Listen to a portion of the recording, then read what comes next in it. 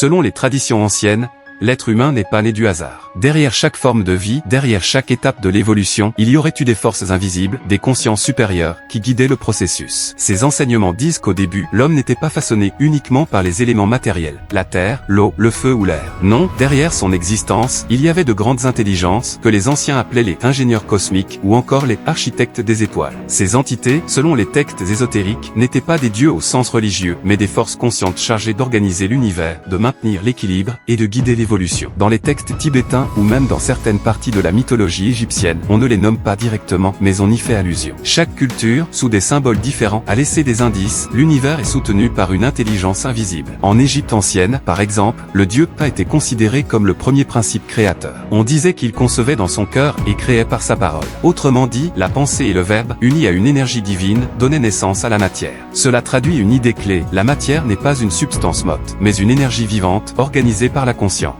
Dans la tradition soufie, on parle du souffle divin qui anime toute chose. Et dans les mystères antiques, les prêtres enseignaient que l'univers n'était pas né du chaos, mais d'un plan précis, orchestré par des intelligences supérieures. Ces forces, qu'on pourrait appeler des architectes spirituels, avaient pour rôle d'organiser chaque étape. La naissance des galaxies, la formation des planètes, l'émergence de la vie, et même l'évolution de l'homme. Les enseignements ésotériques modernes, comme la théosophie, les nomment les Johannes, les seigneurs de lumière. Chacun d'eux représenterait un principe, une fonction dans le grand plan cosmique. Certains seraient liés aux étoiles, d'autres aux planètes, d'autres encore à l'évolution de la conscience humaine. Tout cela nous amène à une conclusion étonnante: rien n'est dû au hasard. L'univers est une œuvre d'ingénierie spirituelle, une symphonie de forces conscientes, qui œuvrent dans l'ombre. Nous ne sommes pas des spectateurs passifs de ce plan. Nous en faisons partie. Notre conscience n'est pas un accident, elle est une graine divine, déposée en nous pour que nous participions à cette grande œuvre. Mais le problème, c'est que nous avons oublié. En nous attachant uniquement à la matière, en croyant que tout n'est qu'hasard et mécanique, nous avons perdu le lien avec cette intelligence supérieure. Les traditions anciennes nous rappellent que notre mission est de nous souvenir,